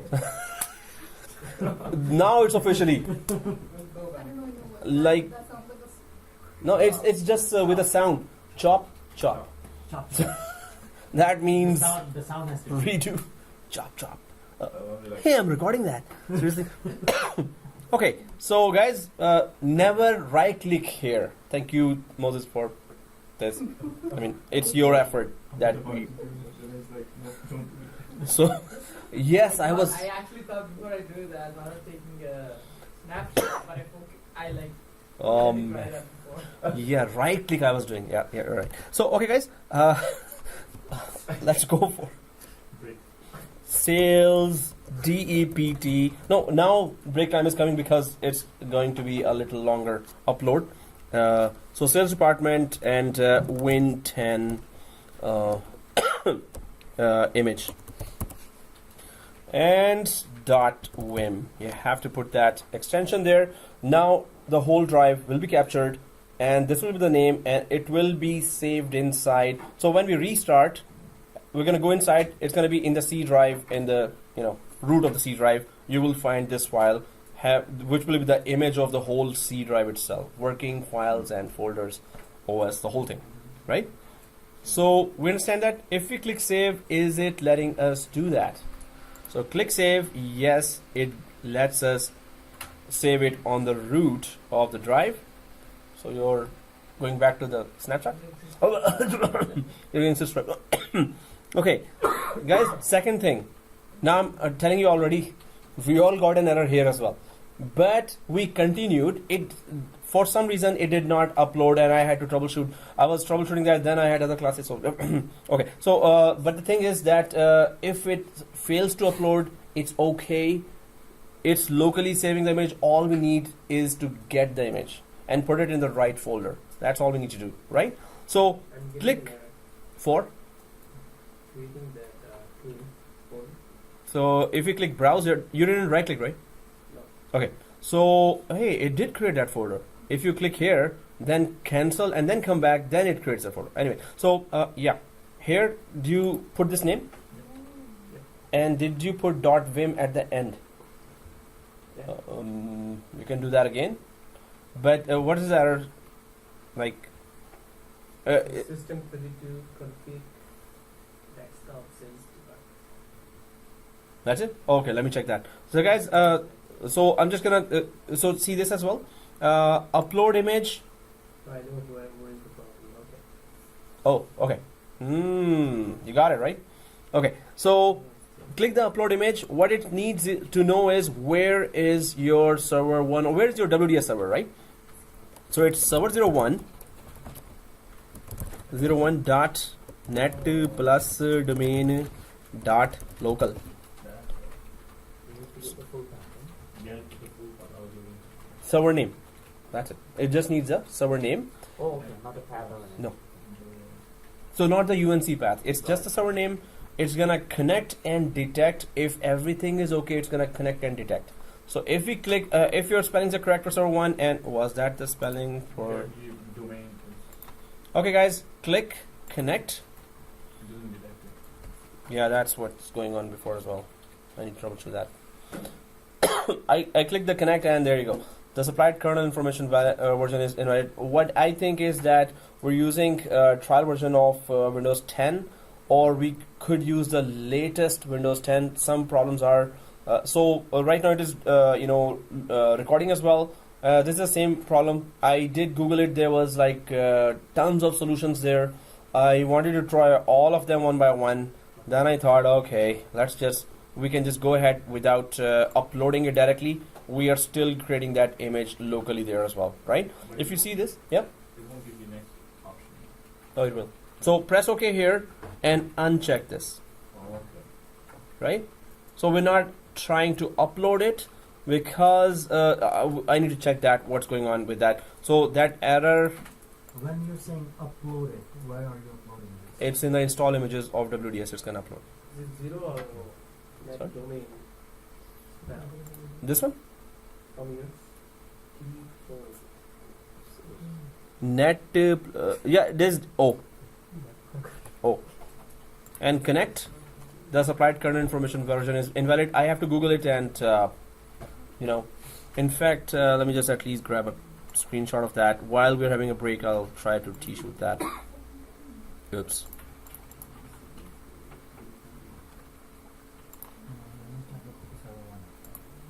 So guys, be careful. Be careful here because we still need the image. So see this. Now press OK here. Uncheck this. We're not uploading it directly. We're just grabbing that image still locally. It's gonna save it locally. Then we're gonna restart. We're gonna come back to C drive after that, after logging in from admin, and then we're gonna just copy it and paste it over the install images. And that time also we have to be careful. It's the same path inside of boot. Now it's gonna be install. The same path, remote install, and then images, and then boot, and then install, and then x64. Anyway, so guys, if you uncheck that, go ahead and click next. That's it. So it's now taking locally that image. It's going to be faster, hopefully. But if it was uploading, it would have been uploading as well as locally taking image. It will still take local image locally on the same drive. So it's now grabbing the image there, and that's the break time. Yeah, now we get that chop. Oh, just gonna resume that now, guys. I've reached at 42%. Anyone reached 50? Yeah. Hey, that's not fair. I should be ahead. No, just kidding. Okay, so I think next 20 minutes, 30 minutes, it may be reaching that 50%. So while it is going on, let's go for the storage topic there. For the storage topic, we need to just understand a few of those terminologies. First of all, what is the difference between RAID 1 and RAID 5? That's easy, right? RAID 1, minimum maximum 2 disks, and it can bear the loss of 1 disk. It is called mirroring. See, that's it. Okay, no, just so let's start with this storage topic as well as let's track our progress here. This is going to be multitask, but we know what we're doing here, right? So what is going on here right now? Anyone can tell me what are we doing? Creating. So it's capturing the Windows 10 image right now. What could be our next steps? Copy it over to WDS. And then do what? Then deploy it On an empty machine. Exactly. So these are our next steps. So hopefully it will upload within time, and we will be able to. So we need to put it in the install image folder, and that's it. Then we're going to go to create an empty machine, and we're going to start deploying that. If it starts deploying, that's it. That's what we want to do. But it will be a working machine that we will be deploying this time, not just an operating system from DVD, right? Anyway, we understand what's going on here, right? Yeah. So just say this. Yeah. Okay. So, but no, the 3 was very good. And yes, you understand as well. Okay, bad. Okay, thank God I was not recording that. Yeah. Okay, guys. So RAID 1 and RAID 5. What's the difference? Okay. Let me just do a comparison here. And why do we even need that? Anyone ever configured it? Right. Okay. So there's a yes and there's a no. So we can do this as well. Yes, no, yes, no. So I will grab any one of those as an answer. So here, suppose you have a computer here with a lot of drives, and let me just grab some drive pictures there. So it's a SSD drive. Enter and grab some images there. So suppose you have these drives, and this is the best one actually. EVO Samsung 880 like that. 850. That's 6 GB per second, right? That is the toughest. Anyway, so if we have these disks here installed in an operating system, or in a computer actually, not operating system. So second disk, third disk, fourth. Okay, that's 2, and then I'll go for 3 as well.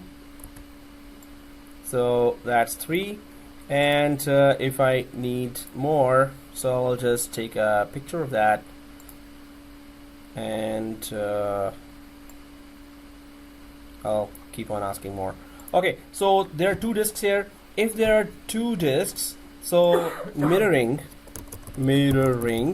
or RAID 1 equals RAID 1 redundant array of inexpensive disks, or inexpensive also, there's another I they use for that. So redundant array of inexpensive disks. Now what's with it? So it offers redundancy. So it can bear the tolerate the loss of one disk and keep the OS running. You can lose, the disk actually crashes, and still it's going to keep on, the system will keep on working. So this is called RAID 1 or mirroring. Minimum / maximum 2 disks. Half of the total space is usable.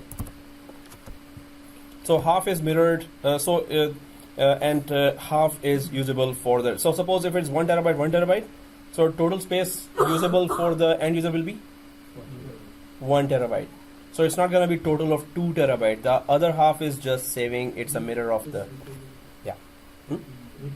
Oh, okay. So mirroring rate. So normally, of course, all our data that is running our business is placed on disks. So disks need to keep that data up and running. So that's why we have redundancy available on the disk level. We already checked the redundancy available on server level, which is failover clustering, right? We crash a server and still that service on the top of the server was running, right? Now on the disk level, there has to be redundancy. On the network level also there is offered redundancy. What is that called? On network card level, we offer, we can offer network card level redundancy. What is that called? NIC teaming, right? So server level redundancy, failover clustering, right? And hard disk level redundancy. Then RAID 1, RAID 5, RAID 10, RAID 6, they are met. So RAID 1, minimum maximum 2 disks. One disk, there's a mirror being created of whatever you put in one disk. The other disk has the mirror of that, an exact copy of that data saved on the other disk. So half of the space is usable among the 2 disks, and half the space is to keep that data. Now whichever disk is lost, the other disk will have the same data.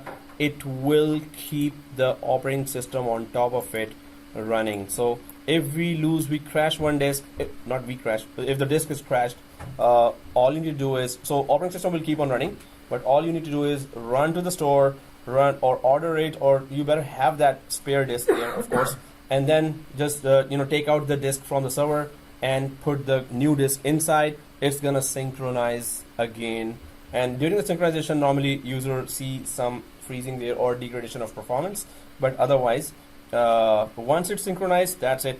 It's good to go, right? So you never had any downtime during this crash of one disk, because other disk is running fine. Now, suppose you didn't have a spare disk in your office, or you're ordering that. So this is, you're running on risk now. So one disk is gone. The whole operating system is running on one disk only. This means redundancy is no longer there. If this goes only as well, of course, everything is lost. So it saves, it gives you time, it buys you time to go and get the spare as soon as possible and take it out, put it in, and this is all hot swap live. So while everything is working, users are working, you can take out the disk which is crashed. So it will be amber light or red light, right? Orange, exactly. So I used to, in university data center, I used to just have a tea and then go inside the data center. It was actually nearby, so I would just from one place I would see all the rack servers, oh, amber light, oh man, one disk lost. And that was already like 6 years old or 8-year-old. Some servers were 6-year-old, some 8-year-old, some were recent 2 years old. Those disks are running 24/7, right? You could lose them anytime. They are running, no rest, right? So you could lose them anytime. So there are applications, monitoring applications that detect that, and they, if you buy from HP or Dell or, so they have their own monitoring systems, right? OpenView from HP, and there are others as well. There was a IBM Director was there for IBM, which was tracking all the hardware changes and if you lose any. So all other famous ones have their hardware tracking equipment, monitoring equipment there as well. That will report right away. So what we understand from this one is that if you have you can have two disks, and then you can configure them into RAID, and then if one disk fails, the other disk will keep the show running and give you enough time to just replace it as soon as possible. That is mirroring or RAID 1. Right? Any questions till now? Okay, then what is RAID 5? And why RAID 1 we're jumping to RAID 5?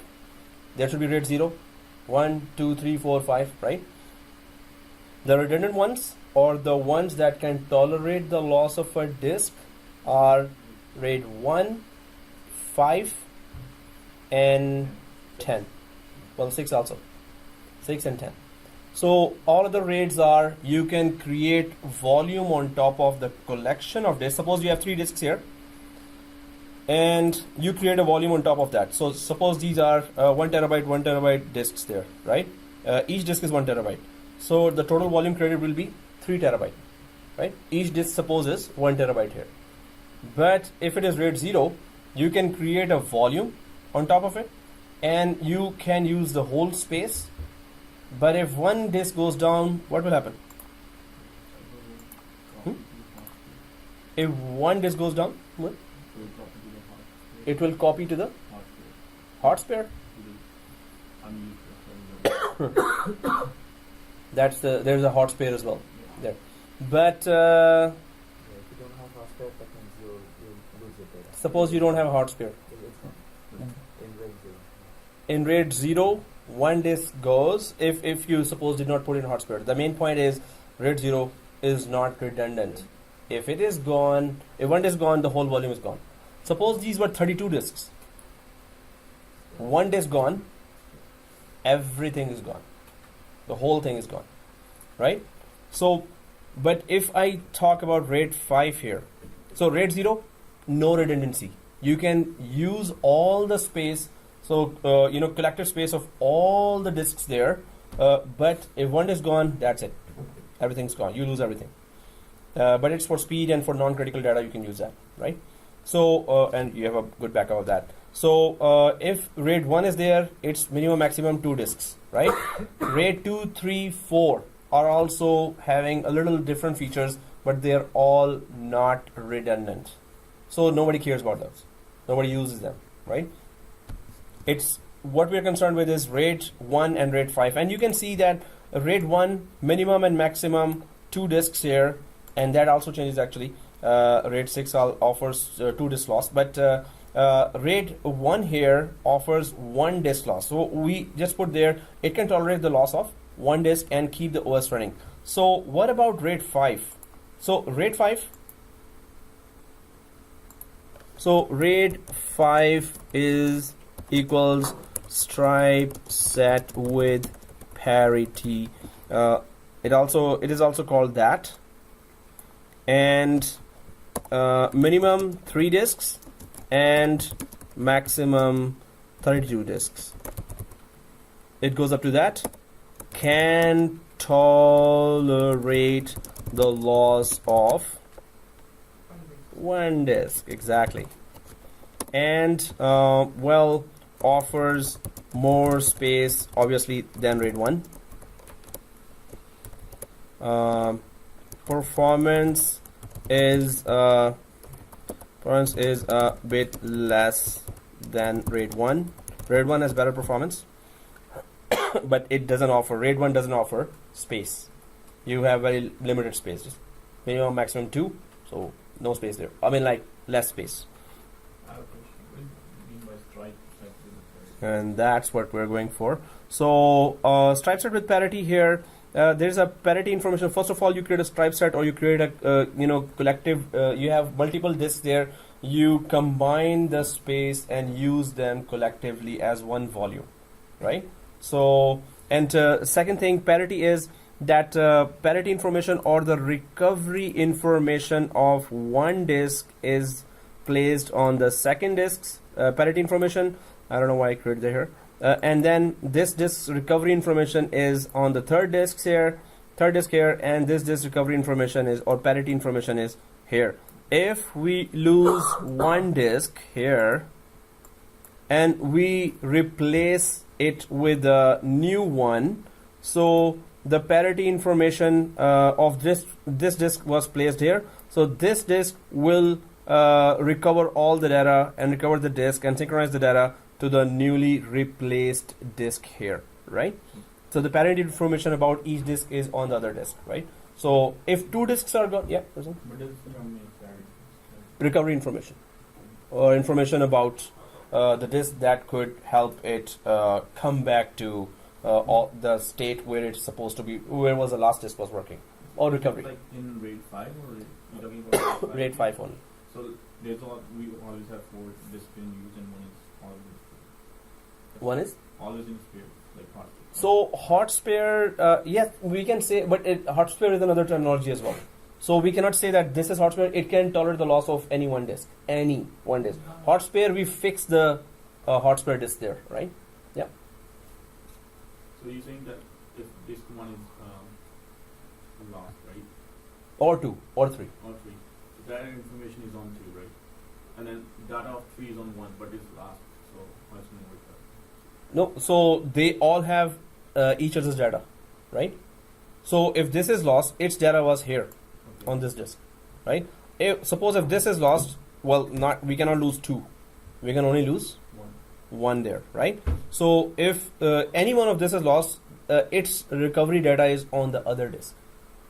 0, 1. Okay, So if I in case of RAID create that. 1, if No. we lose 1, Yeah. then that data is gone. No. So in Tolerate up to 1 disk. Yeah. RAID 1, the other disk is mirror of that. So data is on the other disk. So here, if we just create that again, so its recovery information is here. Suppose this box is recovery information. Its recovery information, this disk recovery information is here, and this disk recovery information is here. They all are dependent on each other. So we can, if we lose 2, the whole chain is gone. The whole volume is shattered. But now they've introduced 2 disk loss as well, where right now we needed minimum of 3 disks there. In that version, we need minimum of 7 disks instead of 3 disks. But then we can lose 2 disks at the same time. But that we will discuss later. Right now, do we understand this? What is the cause of failure? Cause of failure would be that Electrical, whatever. exactly. So if this laptop fails, a machine could fail anytime. It could be any chipset inside that you lost. So they are working 24/7, 365, year after year after year. You're going to lose them. One day you're gonna lose them. I haven't seen a disk more than 5 or 6 years surviving. Well, maybe more, but many of the disks that we purchased like 5 years ago, majority of them at that time were gone. So we had spares. But yeah, it's a machine, right? Continuously you work any machine, it's gonna go. Something's gonna be lost, right? So, but also minimum 3 and maximum 32 disks can tolerate the loss of 1 disk. Offers more space than RAID.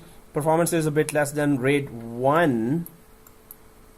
Offer more than a RAID 1. I forgot to write RAID 1 here and here, right? So RAID 1 and 5 are there. Then there is RAID 10 as well. But we're going to be doing the lab for RAID 1 and 5, and we're going to crash the disk. We're going to put some data on top of it. Then we're going to crash the disk, and then we're going to check if the data is still alive. And then we're going to replace it. That's all we're going to do virtual here, just to check how to create a RAID and how to then recover from a RAID. But that is software-based RAID. We never use in a production environment a software-based RAID. This software-based RAID we're about to do is in the testing environment that gives us the logic of how RAID really works, or how can we configure it, what is the logic behind that, and can the data really survive if we take out a disk? So we're going to actually crash a disk, right? While we put the data, then we're going to crash one of the disk. We're going to just remove one of the disk. So it is just running, it's supposed to run directly out of one disk now, right? So you're going to see the whole thing, but there is a software RAID that in production environment, if you use, it's going to take forever to synchronize. Suppose one disk is gone, you replace it with a new disk, but the new disk, when you're synchronizing in software RAID, it takes a long time. So normally in hardware RAID is configured with a RAID controller there. What happens is, suppose you bought a HP server, or bought a IBM server, or bought a Dell server, right? So when you bought it, at that time you put the disks and then you boot it and then you configure the RAID at that time, right?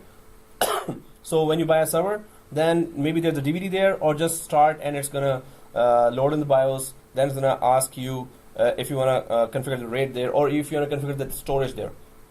So different servers have different way of saying that you wanna go for the configuration of storage. Click this button, F1, F2, F10, whichever, right? But the main thing is either you're given a DVD for setup or initial setup of a server, or you just log in directly to a RAID and do that. So the main thing is hardware RAID is normally used in the production environments. The software RAID is for test environment that we're about to use, right? So let's go for RAID 1, yay!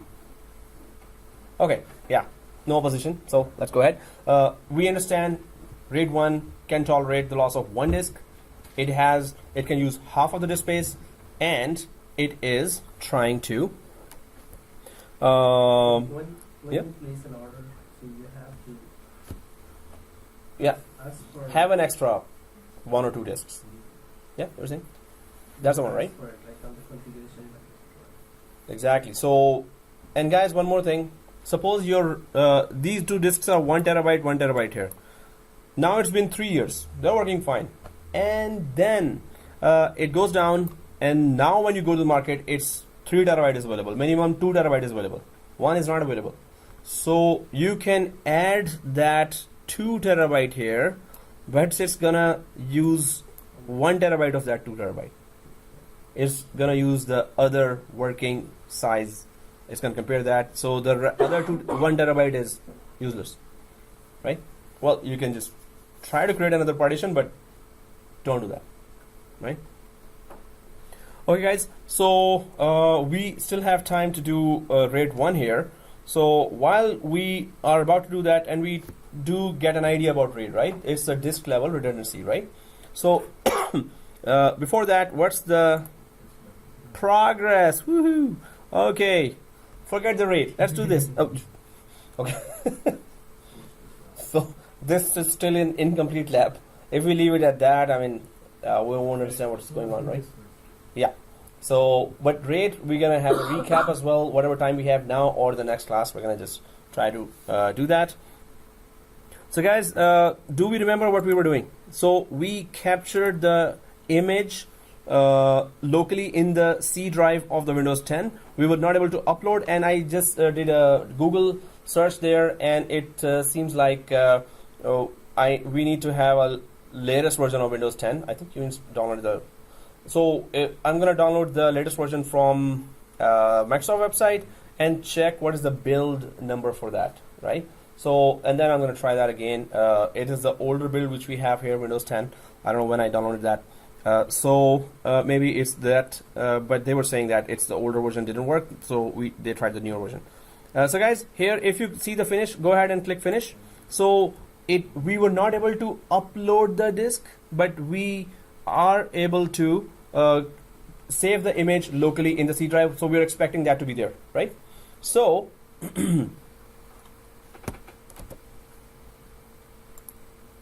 okay, here, so we need to just let the Windows 10 login now. It's going to ask for license agreement. It's going to ask for that keyboard language. Excuse me. And then we're going to log in from admin and go to C drive. The image must be there. Please be there. Okay, so anyway, so image will be there. So what do we do? Next step would be, so let me just write the next steps. So here, now another next steps. Let's just, okay, Win10 image created locally on the reference machine. First thing, right? Second thing, copy the locally saved image of Win10 from the C drive of reference machine to the following path of WDS server, and that path is, of course, in our case it is E drive. I think we all created the E drive / remote install / then what was it? No. Are you sure? Yeah. So it is not. It was boot, but now it's going to be install instead of boot, and then x64 and images instead of boot. It's going to be install as well, right? So this path here, install, because install images has separate path full for its images. Boot images has separate path for it. So boot install / x64 / images, right? So we have captured an image. We need to put it on WDS in this path. If it had been uploaded, it would have been automatically placed on this path if it had uploaded that. But upload was not possible. I think it's an older version of Windows 10 we're using. So guys, let's go back to Windows 10. First check the C drive if our file .vim win10 sales department win10.vim is there or not, right? Let's then check the size of it. Then we're going to just copy in this. We're going to copy that and take it to the WDS on this path and place it there, right? So let's try to first check if we are able to log in. So let's log in from admin. Hi there, I'm Cortana, and I'm here to help. A little sign in here, a touch of Wi-Fi there, and we'll have your PC ready for all you plan to do. You can use your voice or the keyboard along the way, and if you'd like me to stay quiet, just select the sound icon. And we can just, if you need an assistive screen reader, respectfully to be quiet, yeah. So okay, enough intro, and we need to still get in. We need our image there, right? So United States, yeah, whatever. Yes. US, yes, whatever. and want to add a second keyboard, skip. Oh, are you all there? Yeah, sure. Way ahead, right? So accept license agreement. Are we joining again now? Domain? It should already be joined to the domain, so please check that too. Well, it says here network domain all over. So skip for now here, right? Just a momento, señor. Yeah, it was Spanish. Sí, señor. Momento. Gracias. Okay, guys, here we already have an account called admin, but if I just put admin again here, next, okay, it accepts that, so this means that account's gone. Oh, please, I really need that image. I locally stored that. Okay, anyway, so the class password, small abc, capital ABC, shift 1, 2, 3. Next, class password, small abc, capital ABC. Next, password hint, class PW. Next. Please type different username. Yeah, now it says, after asking all that, hey, you already have an admin account. This means good news. It didn't, reformat the whole thing inside. If the old account is there, everything is intact inside. So admin 1. Do the Sysprep, is it not supposed to?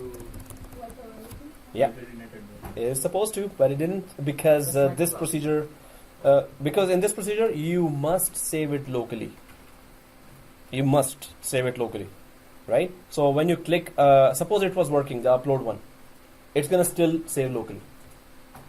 I tried in Windows 2012, and I have the video for that. So we went without saving locally. It said, "Oh, save it locally," and that's smart thing to do. If your network anytime has a hiccup and it doesn't continue, you have to start over the whole thing. Admin 1, guys. So I just put admin 1 next, and then the password again. Seriously, enter. 10003. Enter. Class PW. Enter. Come on, move it. Respond when I say, "Hey, Cortana." No, I don't need assistance. Go. Accept. Just a momento, señor. Okay, that is the last step, señor. Gracias.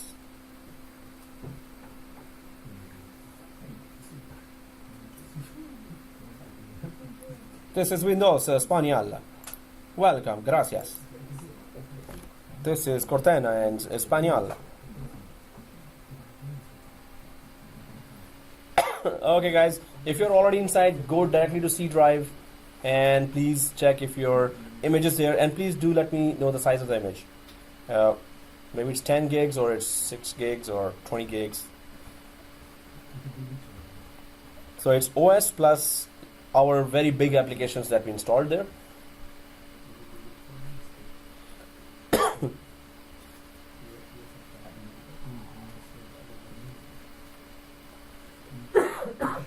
Was I recording that?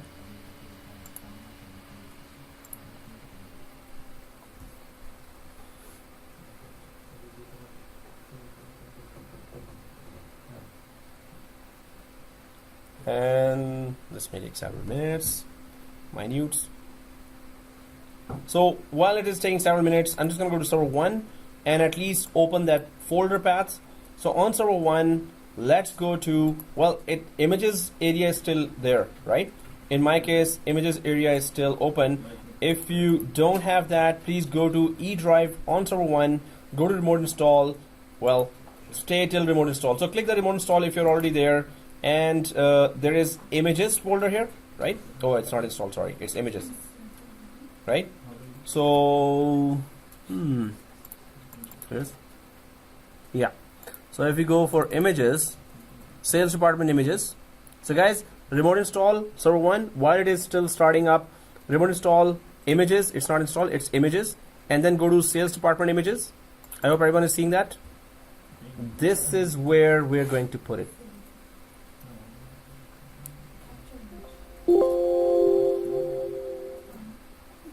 Hey, welcome back. So what we were talking about, server 1, E drive, remote install, images, and this area. Keep it open. We're gonna put that Vim there. 4 gig, the image? 4 gig. Hey, it took that much time to create an image of 4 gig? Okay. So we all see that, right? This path. Now let's go back to Windows 10. Are we logged into the Windows 10? Yep. Okay. Huh? No. So just if VMware Tools is coming, click cancel. And so I'm just gonna go inside the yellow folder here or the file explorer.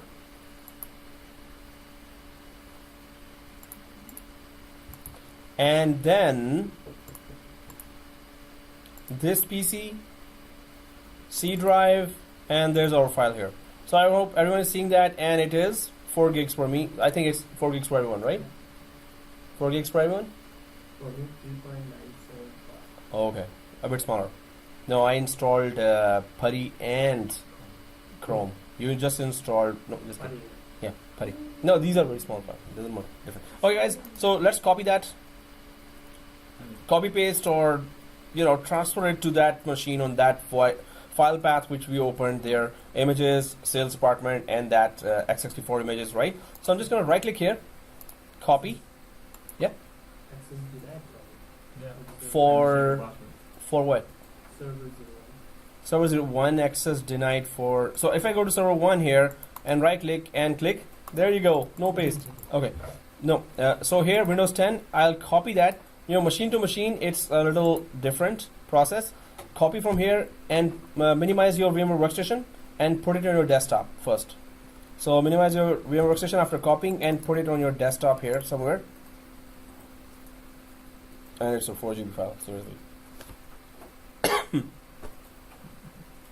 Then once it is copied here, paste it here, then copy again from here to the clipboard and go to that server 1 and paste it there. So again, you have to put it in the clipboard from here as well. And whenever that reaches this desktop, one day, Monday or Sunday.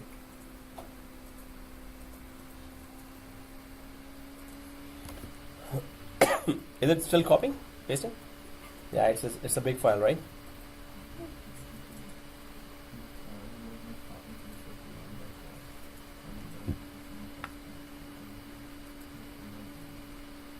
Or we can use the shared folder. Both machines are connected to one shared folder. We can do that, but I still pasted it here. And we can just access the C drive from the one and Yeah, shared folder, right? Okay, guys. Oh, I think now it's asking, hey, there is not enough space on SSD 465 GB. You need an additional 250 GB. Oh, seriously? Oh.